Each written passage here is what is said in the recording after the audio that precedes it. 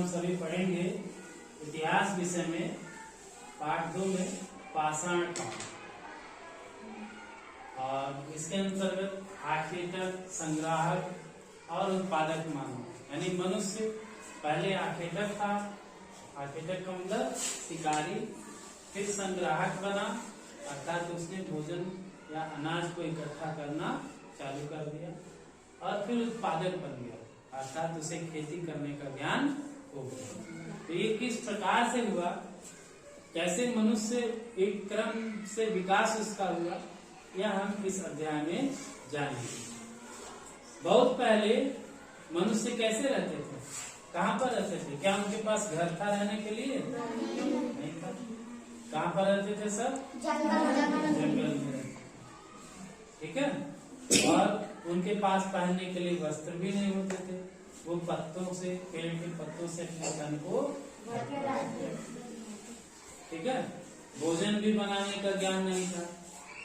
तो पहले जब जंगल में रहते थे, या पहले अगर आपने अपनी किताब में भी देखा होगा, चित्र बना हुआ है कि हमारे उसमें जो है बंदर, हमारे पूर्वज क्या थे? बंदर। या उससे जो है फिर धीरे धीरे मनुष्य का विकास हुआ।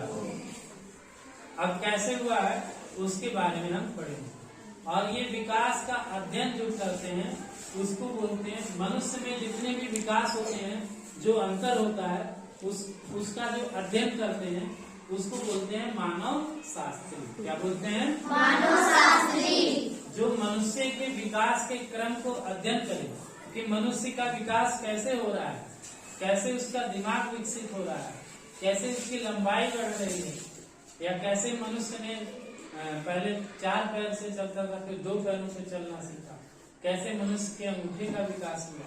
ठीक है, इन सब विकास और विवेक का जो अध्ययन करता है उसको कहते हैं मानव शास्त्री। तो मानव शास्त्री ने अध्ययन करके बताया कि मानव में कैसे परिवर्तन हुआ, उस परिवर्तन को हम यहाँ पर पढ़ेंगे। बात लगभग 2 करोड़ वर्ष पहले की। कितने वर्ष पहले की? 2 करोड़ वर्ष। 2 करोड़ वर्ष 2 करोड़ वर्ष पूर्व से ही मनुष्य का विकास प्रारंभ हुआ। और क्या क्या विकास हुआ? सबसे पहले मनुष्य ने क्या किया? दोनों पैरों पर खड़े होकर सीधे चलना सीखा।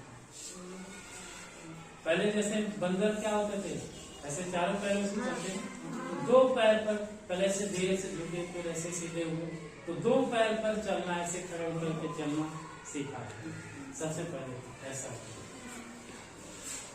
क्या होगा, जैसे मान लो कि नीचे की चीजें खा रहे हैं, यहाँ पर तो ऊंचाई पर कोई चीज है तो उसको पकड़ने के लिए अपना दोनों हाथ उठाएंगे, तो धीरे धीरे ये क्या होगा, कमर की हड्डी धीरे धीरे क्या होगी, सीधी हो जाएगी, और धीरे धीरे इस तरह से सीधा खड़ा होना इनको आ गया। यानी कि दोनों पैरों पर खड़े होकर सीधे चलना सबसे पहले मनुष्य। इसके बाद जो उंगलियां होती हैं उसमें अंगूठे का विकास थोड़ा सा और अच्छे से हो गया। अंगूठे का विकास होने से किसी भी चीज को पकड़ने में आसानी हो। जैसे अगर हमें लिखना हो तो देखो, अगर अंगूठा नहीं है तो हमें लिखने में परेशानी हो। बिना अंगूठे कैसे लिखेंगे? लिख पाएंगे? नहीं। बिना अंगूठे से कोई चीज पकड़ना हो तो नहीं, है ना? अंगूठे का विकास हुआ तो किसी भी चीज को पकड़ने की क्षमता, कोई भी कार्य करने की क्षमता बढ़ गई मनुष्य। इसके बाद मस्तिष्क के आकार और क्षमता में विकास हुआ। पहले मस्तिष्क का आकार जो है, मनुष्य का ये जो मस्तिष्क है ये बहुत बड़ा हुआ, फिर वो छोटा हुआ उसका, और लेकिन छोटा हुआ लेकिन उसकी क्षमता में विकास हुआ, उसका दिमाग और तेज हुआ। पहले उतना तेज दिमाग नहीं था। जैसे जैसे उसका मस्तिष्क तीव्र हुआ वैसे वैसे मानव में सुधार होते गए, और आज आप देख रहे हो कि मनुष्य, हम सभी क्या पहन रहे हैं? पहले जो पत्ते से अपना तन ढकते थे, आज तो बढ़िया है ना? पहले जो दांत भी अपना साफ नहीं करते थे, आज दातुन से अपना दांत साफ कर रहे हैं, व्यंजन से साफ कर रहे हैं, टूथपेस्ट लगा रहे हैं। नहाते थे तो वैसे ही नहा लेते थे, आज नहाने के लिए कितनी सुविधाएं है ना?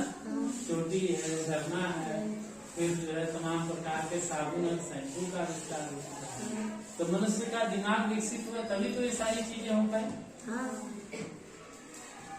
और मनुष्य में त्रिपार्श्वदर्शी दृष्टि का विकास हुआ। त्रिपार्श्वदर्शी का अर्थ ये होता है कि मनुष्य जैसे ये लंबाई है, लंबाई को भी देख सकता था, मनुष्य चौड़ाई को भी देख सकता था और मनुष्य ऊंचाई को भी देख सकता था, है ना। यानी कि जब लंबाई चौड़ाई और ऊंचाई तीनों को नापने की क्षमता या तीनों को देखने की क्षमता का विकास हुआ तो इसको कहेंगे त्रिपार्श्वदर्शी दृष्टि का विकास। इंग्लिश में इसको 3 डायमेंशनल, जिसमें लंबाई चौड़ाई और ऊंचाई तीनों को देख सके जब मनुष्य, तो उसकी दृष्टि का विकास है त्रिपार्श्वदर्शी दृष्टि का विकास। ठीक है, इससे उसको घर बनाने भी आ गया जब लंबाई चौड़ाई ऊंचाई का ज्ञान है ना। ऐसे ऐसे मनुष्य जो है एक समझ लो कि पहले ये भी मनुष्य क्या था, एक जानवर भी, धीरे धीरे मनुष्य का रूप हुआ, उसमें भावनाएं आई, है ना।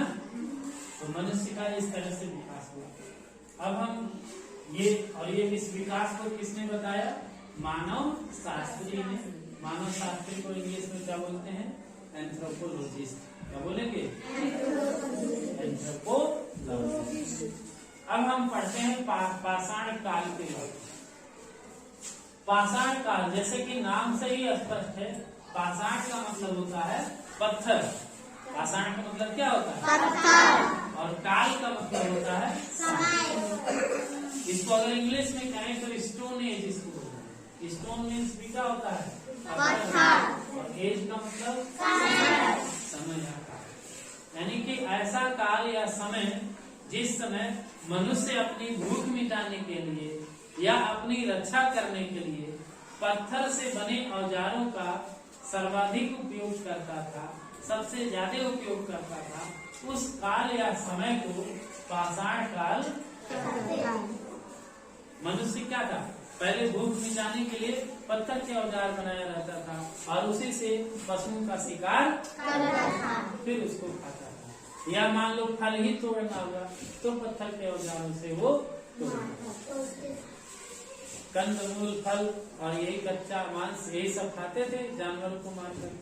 तो इनको खाने के लिए भी पत्थर के औजार की आवश्यकता थी और जो है अपनी रक्षा करने के लिए भी पत्थर के औजार की आवश्यकता थी। मान लो कोई जंगली जानवर उन पे आक्रमण किया तो उससे लड़ने के लिए उनको कुछ चाहिए ना अपनी सुरक्षा के लिए, तो इससे जो है इसके लिए भी चाहिए क्या?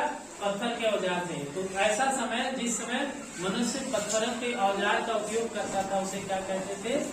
पाषाण काल। और फिर आगे देखेंगे पाषाण काल को 3 भागों में काटा गया है। पूरा पाषाण काल, मध्य पाषाण काल और नव पाषाण काल। इसको हम लोग कल पढ़ेंगे।